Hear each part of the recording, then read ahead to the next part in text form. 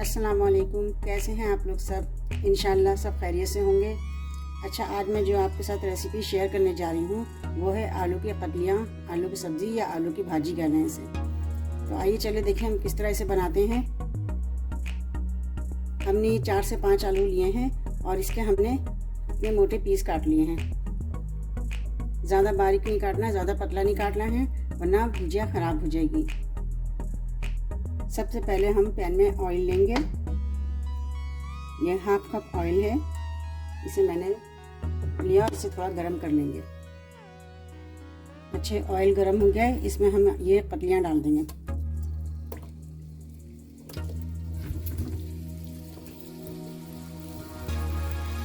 अच्छा देखिए, मैंने तमाम इसमें पतलियाँ डाल ली हैं।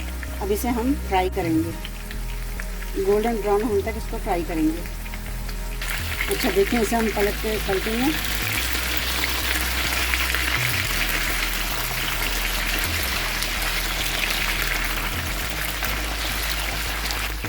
देखिए ये हल्के ब्राउन होने लग गए हैं, ये फ्राई हो जाएंगे तो हम इसे निकाल लेंगे। अच्छा देखें, ये ब्राउन हो चुके हैं। अब इसे मैं डिश में निकाल लूँगी।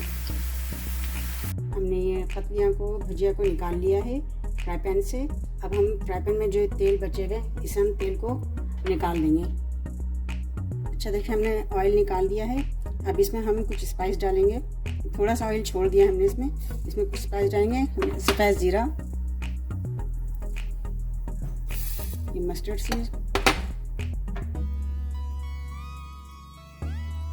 जो देखिए सफ़ेद ज़ीरा और राई दाना डाला है, और ये कड़ी पत्ता है थोड़ा सा। ये कड़ी पत्ता मैं सुखा कर रखती हूँ। इन सबको हम हल्का सा फ्राई कर लेंगे हल्के से तेल में। अब इसमें हम ग्रीन चिली डाल देंगे, डाल के इसको हम फ्राई कर लेंगे। फिर हमने ये जो भाजी तली है इसको इसमें डाल देंगे।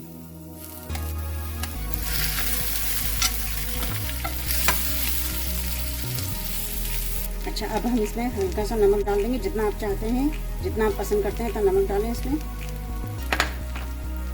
रेड चिली पाउडर 1/2 टीस्पून,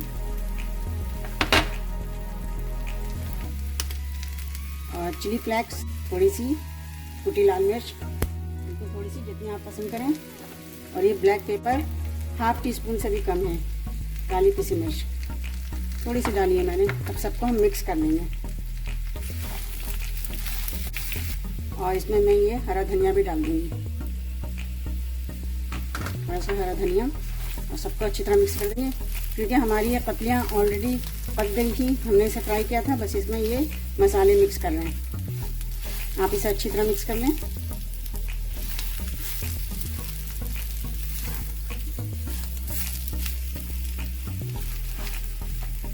ये देखें,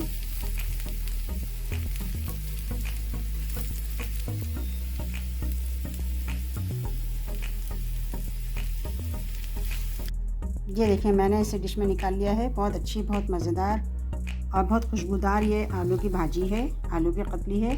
आप इसे ज़रूर बनाइए और मुझे अपने कमेंट में ज़रूर बताइए कि मेरी रेसिपी आपको कैसी लगी। अपना बहुत ख्याल रखिएगा। अल्लाह हाफिज़।